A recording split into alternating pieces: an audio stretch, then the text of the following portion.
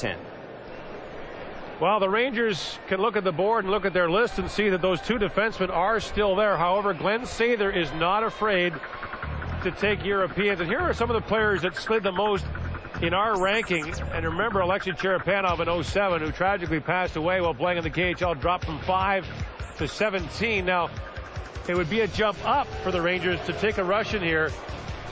They're not afraid to take Russians. And Gordy Clark, who heads up their director of player personnel, he's got a lot of faith in their Russian scout, Vladimir Luchenko. And it wouldn't surprise me at all if they were to jump on a Russian here, whether that's Evgeny Kuznetsov or Vladimir Tarasenko. But my goodness, I can't believe that Cam Fowler is still available. And I know Gordy Clark loves Cam Fowler as a defenseman too, so let's hear what he's got to say. They like New York Rangers select from the WHL Moose Jaw Warriors, Dylan Mcilrath. Oh, there's the rough guy. I told you. That's like toughness. He always has. They like tough guys, and they got one. This guy, I don't want to use the term because it's not appropriate, but they call him the Undertaker. That's his nickname from the scouts. This guy is mayhem on ice. Skill level not overly high, not a great decision maker. He's just a whole lot of fury and a whole lot of anger and a whole lot of mean and a whole lot of big.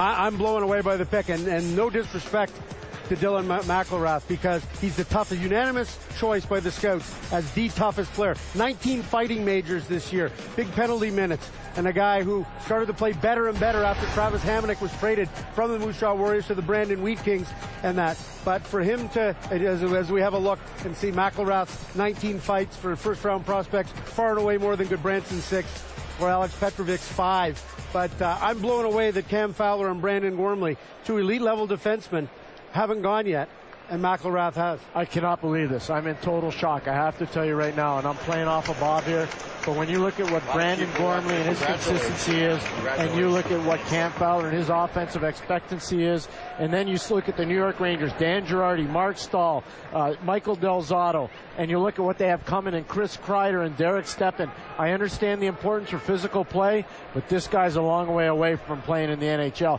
You can compare him to Darian Hatcher, but Darian Hatcher was pretty good with the puck when he came into the NHL.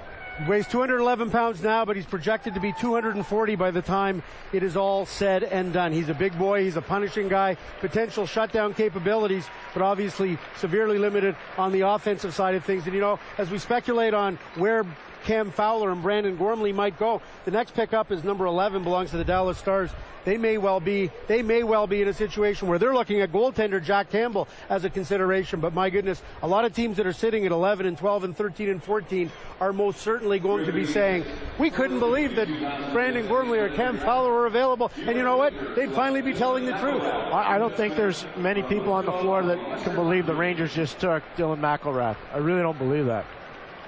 Well, it is fascinating because when you look at the Stanley Cup final and you saw what the Philadelphia Flyers did, when you saw what the Chicago Blackhawks did, when you saw what Detroit has done with puck-moving offensive defensemen, Mcilrath scored 7 goals in the Western League this year. Most of them scored while his teammate Travis Hamonic was playing in the World Junior. It is a fascinating decision, and it is hard to remember a time when two guys, Bob, this highly touted for the draft, fell this far together. See, I don't have a problem with Mcilrath being taken at that point in the draft because we had him ranked 15th overall, which is 5 spots earlier than we thought he might go, but that's give or take 5 anytime in the draft.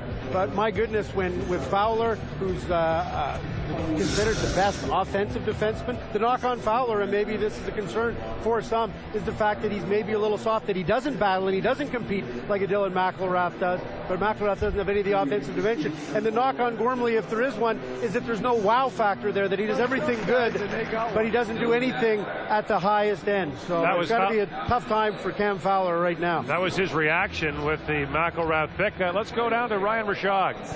Gord, thank you. One of the big stories of